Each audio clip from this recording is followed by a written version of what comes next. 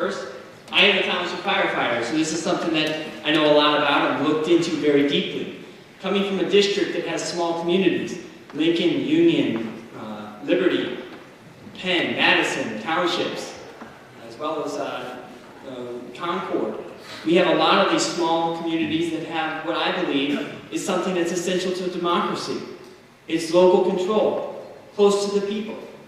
Quite frankly, in St. Joseph County, if our southern townships lose their entities, if they lose their township government, the major urban centers of South Bend and Mishawaka will control their taxes and what their first fire service is about. To me, that's not a representation of the people. And so I will fight, even my own party, to stand up for what I believe is a very important part of our state and government. While at the same time, we need to encourage townships to get more efficient and to work together.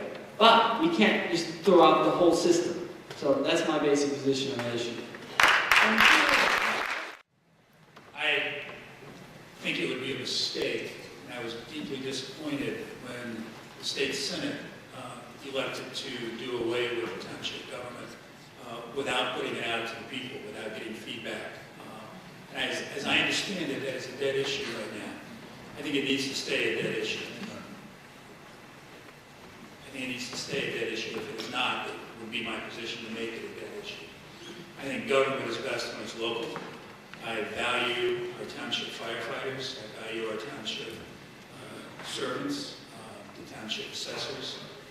And I would not be a proponent of doing away with the township form of government. I'll say that very different. Thank you. I believe also that the most local form of government is the best form of government. As a Mishawaka council member, we have strived for efficiency in local government with one goal in mind, and that is to provide service to our citizens and provide tax relief to our taxpayers who ultimately control the service. I am absolutely in favor of having community input into the issue of township government because most township governments operate very efficiently and do a wonderful service. There are instances where you will have $1 million fire stations built just blocks apart, and I don't think that's very efficient. And I don't think that's a good service to our constituents. I think that we need to take a greater look at efficiency and how we can gain efficiencies on all levels so that we can, again, return those taxpayer dollars back to our stakeholders, our Hoosier families. Thank you, Mr. West. I'm very favorable, again, to local government. I think that the best government's is closest to you. I do think as far as the assessor situation, it's better than it was. I do think there was a lot of variation in assessment. I think that has been a progressive and good thing that's happened.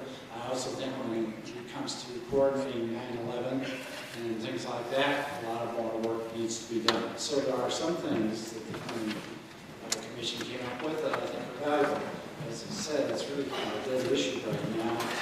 But I think as far as assessors are concerned, it's a good thing that we did what we did.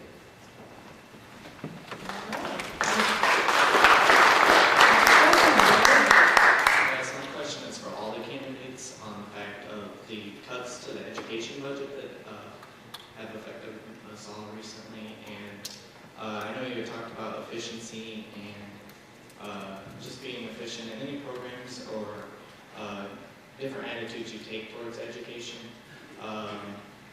And like I said, this is for all. I know like South Bend and the other school systems have been focusing on maybe closing a school or stopping certain programs and after-school activities. But just in general, what should we do? Thank you. Education is close to us and extremely important.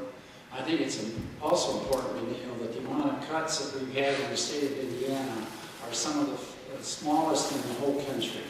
That education has not been asked to take a major part of this cut. That education was one of the last things that came out of the legislature with the governor for some reduction. I also think that a lot of things that go for education have nothing to do with the classroom, nothing to do with reading, writing, and arithmetic, and have to do with expenditures that are not necessary. So I don't think education should be above review as far as economics and as far as whether what you're doing really affects the classroom and the student instead of other things that a lot of money is being spent for.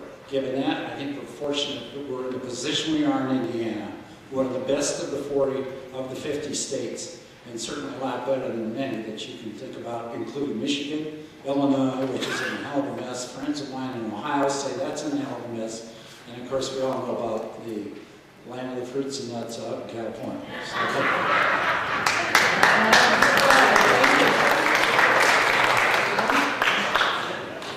Well, I've knocked on a lot of teachers' doors, and I always make it a priority to let them chew my ear off about this. But the basic conclusion is there's not a lot of easy answers to your question, because our state is required to operate debt-free and without a deficit. And so if the funds aren't there, we can't spend them. And consider that K through 12 education is over 50% of our budget. I believe it's 51, 52%. Even though we cut back on a lot of other departments, sooner or later, it was going to have to hit education. And I will point out that even other departments suffered 20% cuts. Education, thus far, has only suffered like a 5% cut. So, while we do what we can, education is important to us. I've come under a lot of questions because my parents chose to homeschool me. That does not mean I'm opposed to public education. It's part of who we are as a state. It's part of our Constitution. We need to do everything we can to make that good. And we need to get local control. And I think we can come back more on some administrative costs. But it doesn't hurt schools to have to look back and say, what can we do without every few years? You've got to look at the past 6 years. Education was increased by 3% every year, so a total of over 12% increase, and we just suffered a 5%. But we also need to look long-term. There are going to be more cuts coming down the road, and the schools and the state government need to be doing some long-term planning so that we have a plan in place there. Thank you, Mr. Wesco.